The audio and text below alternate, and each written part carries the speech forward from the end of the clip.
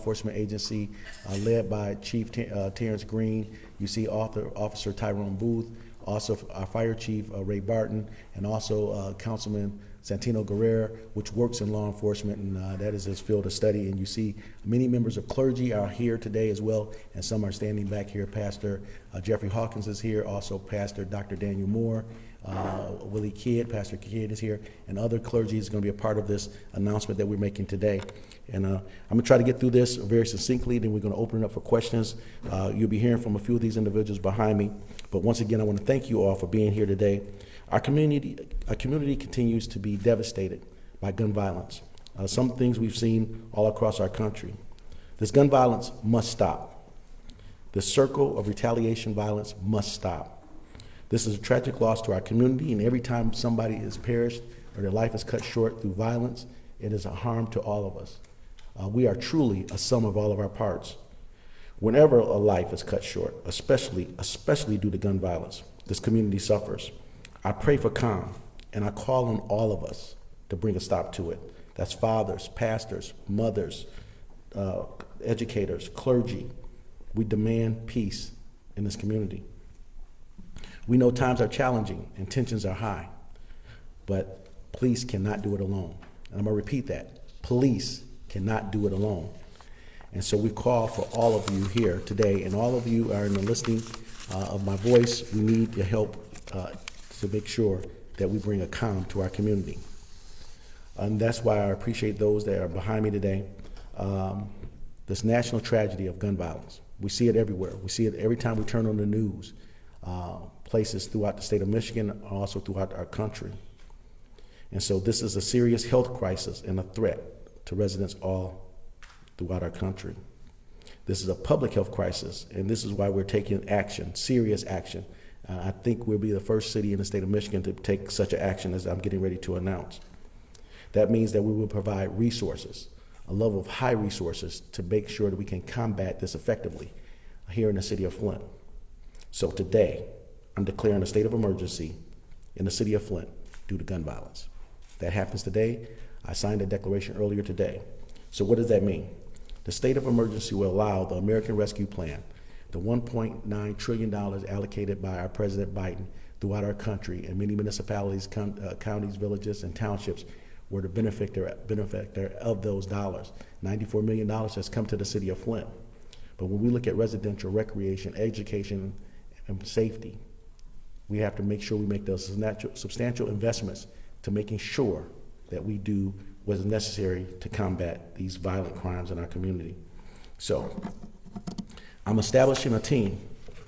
The team is declared as Emergency Response Team. You'll hear me refer to the team as ERT. Sergeant Tyrone Booth, which is back behind me, directly to my right, he will be the commander of that particular activity.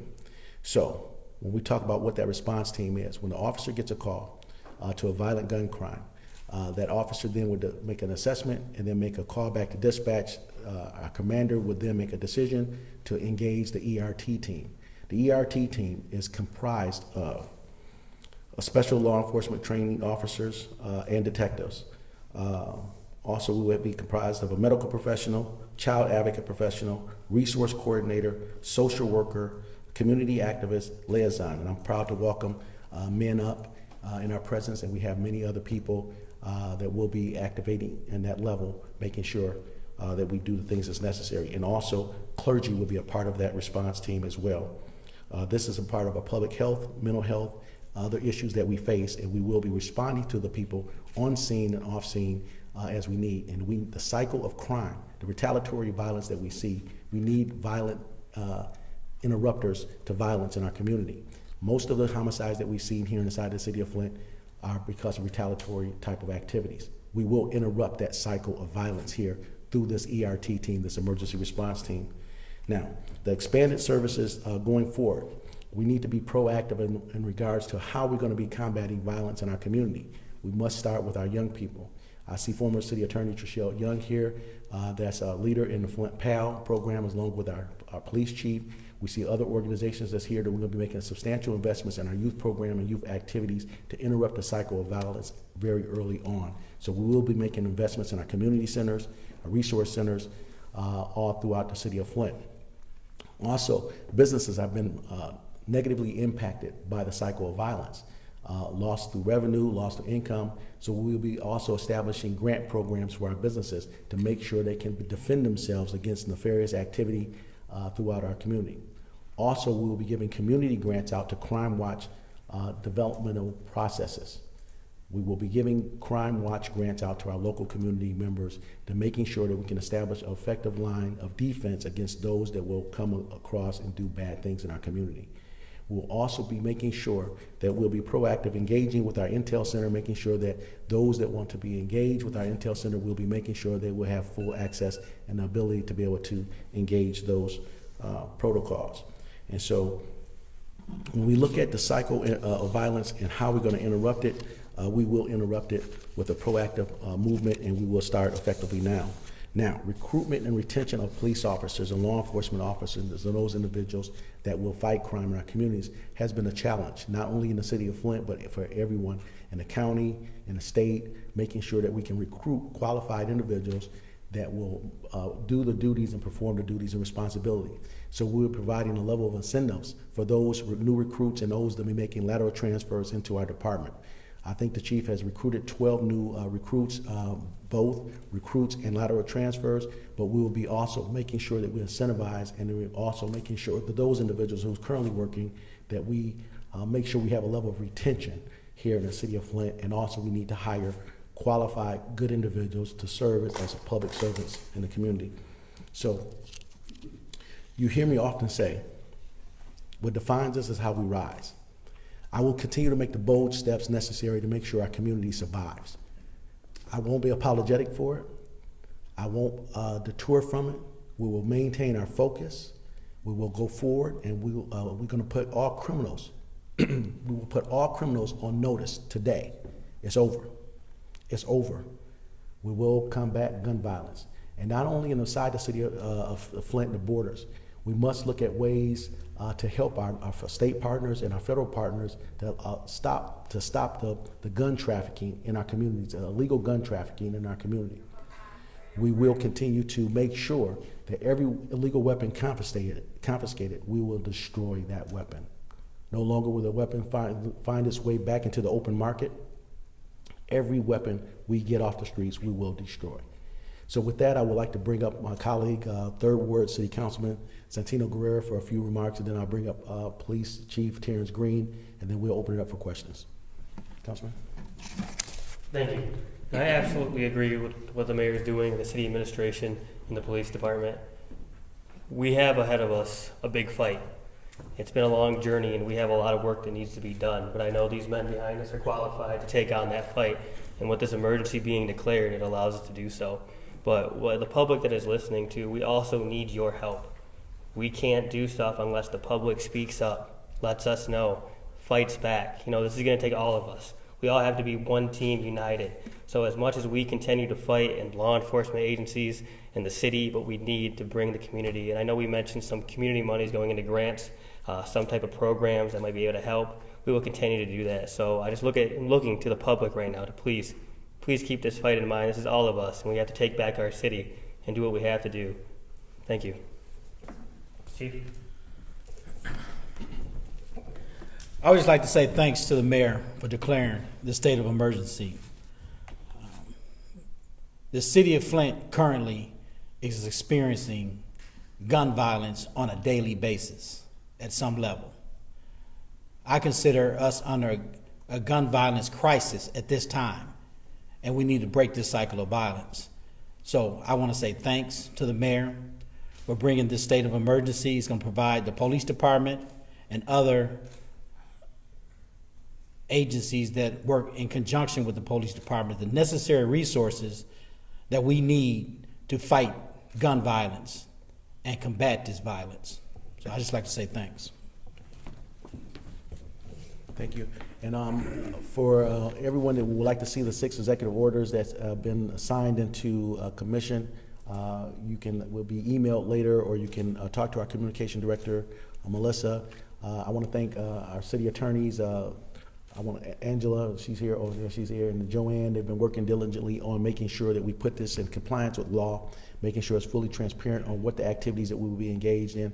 I want to thank our pastors, the portion from the clergy that's going to be participating. Pastor Pettigrew is here as well, and other pastors are here today to make sure that they can engage this in an effective way. This is more than just lip service, ladies and gentlemen. It is definitely more than lip service. We will engage this. When we talk about an emergency and what that means, it is an emergent state of something that needs to change. We will not allow ourselves to surrender to the lowest common denominator. This will not be a new normal. We will elevate, and this community will elevate beyond our current crisis with guns. And so our community crime watch signs and communities will be signing up, and this is the window placard that's going to be going in the windows. Also on the back of it will be phone numbers that people can call to engage a level of help and service. Maybe we may know someone that may need some mental health issues, may have some mental health issues and may need some help. Be able to engage somebody that's on our emergency response teams, and we can get there before the crime actually happens. But we definitely will have a robust program, and we will be fully funded to that level. So now I'll ask my partners to step closer, and then we're going to try to answer a few questions. And we will only answer questions that's germane to this emergency executive orders that's being put in place. Any other questions, please feel free to contact my office later, but we'll only be talking about what is germane to what we're doing here today. Come on, guys. All right, any questions? All right, yes. Can you explain the funding piece of it again, how much money you're expecting to spend on this and where that money's coming from? Right, initially we're going to be using dollars and cents from some of the drug forfeiture dollars that's going to be coming in for more of emergent immediate use in compliance with what drug forfeiture dollars can be used for. There's certain use models that we can only use those dollars for, but the construction of the ERT teams, emergency response teams, will definitely be using those dollars initially, and then the American Rescue Plan dollars, $94 million have been allocated to the City of Flint. $47 million has already arrived. With the confirmation of City Council, we will go forth and use those dollars. And so right now we're estimating probably about $2.5 million in our first initial wave in partnership with our youth organizations, our community centers, the grants that's going to be provided for crime watches to be started. Also, the other programs that we're talking about initially will be done with that, but we'll do that as soon as we release the American Rescue Plan dollars, and we'll be taking that before council along with this declaration of an emergency. Yes. Now, you said that the council has to confirm this. Do you have confidence that they will do this in a timely fashion? Well, right now, through the measurement of law, we have 7 days from this point, from the announcement of this declaration, to move very swiftly to be able to do things without a particular level of confirmation. But as we see that, we know and we understand that crime is a problem inside the city with this emerging violent crimes surrounding guns. I do have a level of confidence in City Council, rather outside of the strife or politics, that everybody sees the emergency that's necessary here. When we talk about gun violence, 39 homicides in this community to date, gun violence. I can't see anyone not agreeing with the level and the measurements in which we put forward. These 6 orders are well thought out, well engaged, and these are some of the things that we've heard from community members talking about. We need more officers. We need to retain more officers. We need to be able to have better community engagement, providing grants. We need more youth engagement. All of these things are a baseline to be able to reduce crime in a very aggressive way, and that's why we're declaring an emergency. Oh, let me go. Clarify that real quickly. Do you mean, so for 7 days this can work without council's approval? No, I have 7 days to take this before council to be able to get an extension of an emergency declaration, and we can get more details to you with our legal department what that means pursuant to charter and the law. But as an executive, I can declare an emergency, and this is what I'm doing today. We have 7 days to operate under that emergency. Then we have to go to council, but we also will be engaging the county. We have a county emergency response program as well. So up on this declaration, we'll walk across the street to our emergency county exec over there, and then we'll be putting it in front of them, and then we'll be having additional resources as it relates to this. Resources that may come in from the county, resources that may come in from the state as a byproduct of this declaration. And so that's why we're making sure that we can get all the resources that's necessary to combat this deadly gun violence in our community. Yes. You talked about employment and retention. Do you know how many jobs would be generated by this declaration, and if they would be lasting or how long? Well, right now we're looking to engage our law enforcement activity by making sure we have at least 20 more positions put into place through this declaration. How we get them through our recruitment process, and or if they want to transfer from other law enforcement agencies. We just want to get more bodies out here engaging in those other things. And recently you've seen the police chief engage in some very progressive, proactive ways that we are talking about how to reduce crime. Some of those things have been moved to city council's meeting for this upcoming week. And all these things will make a major dent in crime. And I'm looking forward to, with all of our partners, if we work together, we can have a significant reduction in this gun violence in our community. Oh, yes. Are you finding that the guns that are being confiscated are obtained legally or illegally, and where are they coming from? Over state lines, internationally, or locally? That's a very robust question, but when our officers are making our routine traffic stops, whether it be Flint PD or Michigan State police officers, they'll make an assessment, and then only then they would confiscate weapons that's possessed illegally. So I don't know how they come into possession of those weapons, but only we confiscate the weapons that is deemed illegal and are possessed illegally. They don't have a carrying permit, they don't have the ability to carry a weapon legally, then that's when they come into the custody of the Flint Police Department or the Michigan State Police Department. And then upon that, after it's a level of adjudication, we will then go forth with the destroying of weapons. Our state partners previously only destroyed 60 weapons per month from each municipality. We have negotiated a terms and agreement. They will destroy every weapon that we submit, whether it be 60 or 600, they will destroy them. Yes, ma'am. Now, Mayor, with the seriousness of this declaration, we know that it's been a tough time to have people speak up against investigations. Do you think that this is going to change anything and people are going to be more outward to coming forward with information? Yes, I do believe so. We're stronger together than we are separately. Many people are afraid of retaliation, retaliatory type of activity against them or their families, and sometimes it's rightfully so. No one wants to be a victim of crime, but if we connect with our ERT teams, if we connect with one another with our crime watches, if we connect with other entities like Crime Stoppers where we can turn in tips anonymously, we know we will make a difference. If you see something, say something. Our lives depend on it. Yeah. One thing we've repeatedly heard throughout the pandemic as we've watched this rising crime is young people need something to do. 20-somethings need something to do. You talked about putting resources in community centers and things like that. Can you give some examples of what opportunities you're going to be making for young people and how you're going to get them engaged and actually taking advantage of those opportunities? Yes, as I leave this podium today, I will be signing and authorizing dollars to go to Flint PAL. The Haskell Center will be activated as early as next week, starting next week. I will also be signing and giving dollars to other youth programs on the northern portions of our community. And then as other organizations rise, we'll be making sure that we provide dollars to them, whether it be our community block grant dollars, whether it be municipal dollars, whether it be dollars from just us giving. We'll be routing those dollars into a position to be able to impact children and get away from this social media type of environment where kids are communicating heavily in social media and not getting the great information that's necessary, or this no snitch mentality. We want to make sure that our law enforcement officers, Chief Green was earlier this week dancing and reading to young people over at Bethel United Methodist Church, and they had a great engagement with the law enforcement officers. We will continue to make an effort to make sure our law enforcement officers are making introductions to young people, participating in programs. We're going to have a very, very robust Flint PAL program, engaging in all those things, and so heavy investments will be in that area. Yes. You said you were looking to engage 20 more positions. Can you say how many officers are currently staffed and also what the incentives will be for new officers?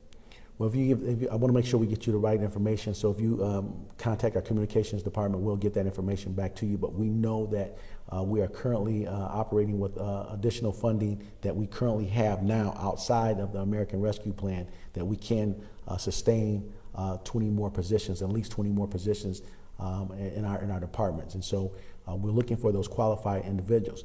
We're not just looking for warm bodies to fill these positions. You have to have a level of mentality to be able to protect and serve. You have to be able to go through a training process. You have to be able to find yourself in a paramilitary structure where you follow commands and rules and structures. These are the people who activate well in our community to protect and serve. To protect and serve, they go together.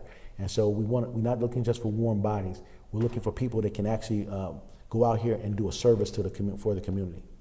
And also in our not only in our police department, but also we're looking for it in our fire department as well. These work hand in hand. Our police and fire work hand in hand in a communication style and strategy. I think it was one more person who didn't get a chance. Who? Okay, I guess I'll come back to you. What type of gun are you finding that's being most often confiscated? Well, we'll get that details to you because I don't know that offhand. But a firearm is a firearm. Anything a weapon of mass destruction that can take a life, whether it be a 380, a 357, a 38, a long gun, anything that can devastate a family by taking a life. That's the kind of weapon that we're trying to look at to try to reduce that level of gun violence in our community. We want those weapons off the street. Can you explain how the ERT was sort of developed, that like who's going to be involved in it? I know you were saying, but like how did that plan all come together? Well, Well, in conversations with the police chief and other officers, when they arrive to a scene, they're expected to be all of the things that we have in the ERT. They're expected to have a level of a psychology or sociology or a resource coordinator or a family activist. They have to get to a scene, secure a scene, canvass the area, and try to reduce the level of repeat violence that's going to happen in that cycle. It makes it very difficult for that one officer or those few officers arriving on the scene to be able to actually engage. So that, each one of these pieces we pulled out. If you have a scene with children involved, you need somebody there, child activists, there making sure they can get the resources to that family. If it's a crime scene that we have to shut down, we need a resource coordinator maybe to move that family out of that particular crime scene for a 48-hour period. If it's a family of faith, and I subscribe deeply to faith, and so we may need a clergyman there to be able to pray and counsel that family. Also, when we look at Man Up and other organizations much like those, we need those individuals that's closely connected with those that may be involved in street activity, excuse me, and so they can go out there and talk to them. When we had a hit and run earlier, last year, it was actually those individuals who really solved the crime and then came into partnership with the administration and the police department was able to solve that crime very quickly. And so what we need is those seasoned detectives, and also we'll be putting some dollars and investing in cold case activity, right? Sometimes a homicide may occur and it goes by for a period of time, but officers are daily engaged with activity, ongoing activity. We don't often get an opportunity to go back because of resources to go back and really resolve the crime that happened last year. And so we'll be making a substantial investment into cold case reactivation of those investigations and then actually moving forward with resolving those crimes. Okay, Remy and then Ann. Now, Mayor, you just listed all these extra steps. What does this mean for the community as we move forward? Well, what it means is going to be, once we establish and codify all the partnerships that's necessary, including the community at large, because we're requiring them and asking them to be a part of the surrounding wraparound services that we're going to covet, our community. We're telling them that it takes a village to save a village. And so we need our village to step up to assist us in that. And so we're engaging, we're moving forward aggressively.